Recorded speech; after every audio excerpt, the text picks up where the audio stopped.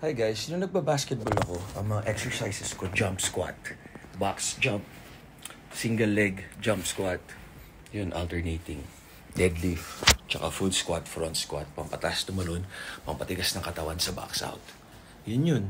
Pero dahil mahilig ako mag-basketball mga 8 hours a day, hindi lumalaki yung muscle ko. Sobrang rip ko lang, mga 8% body fat. Tapos yung panahon ko, wala masyado nag-workout. Kaya para akong halimaw tignan. Di gaya ngayon lahat nag-workout na into fitness.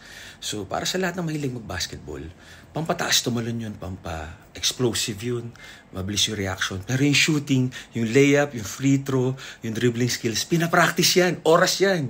3 oras ako nagpa-practice. Kaya kung mapapanood nyo ako, yung mga Star Olympics, Star Magic Olympics, kung ano-anong mga barangay, celebrity game, makita nyo iba yung galawang ko. Praktisado yan. Grade school, high school, college basketball player tayo. Pinangarap ko talaga yan. Kaso naging artista. Tapos yun, kung di ako napilayan, dito madam. Dati pag naka-topboard ako sa harapan mo, tapos foul ka, and one. Nauso yun. Tapos, mas nakakahiya pag tinapal kita, tapal ball. Kasi yun talagang hindi ka nakaangat. Bumagsak ka pa, tapos kinuha ko yung bola. O kinuha ko sa area yung tapal. O naagawang ka. Tapos titignan mo pa, tapos lilayap ka. Mga defense talaga, ganun dati. Hindi gaya ngayon, medyo malambot. Pero ganun talaga, nag-evolve eh. Ang number 1 ka-rule ko lang, pag binigyan mo ko, dapat tumanggap ka din. So, singil ko mo ako, sisikuhin din kita.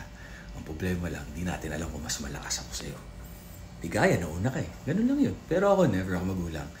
Basketball lang talaga. Simpleng gulang lang for the ball. To make a score, to make a defense, hindi para manakit.